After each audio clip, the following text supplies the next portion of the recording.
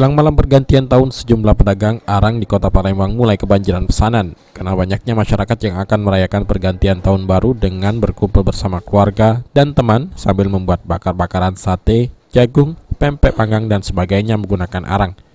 Hal tersebut membawa berkah tersendiri bagi sejumlah pedagang. Salah satunya pedagang arang yang berada di Jalan Ali Gadmir, Mukmin, mengaku di penghujung tahun dirinya bisa menjual puluhan kantong arang. Dalam satu hari, ia bisa menjual 20 hingga 25 kantong arang yang habis terjual. Untuk satu kantong arang yang ia jual dihargai Rp5.000, sementara untuk satu karung dihargai Rp25.000. Ya, kadang-kadang meningkat, ini penjualannya kadang nurun gitu.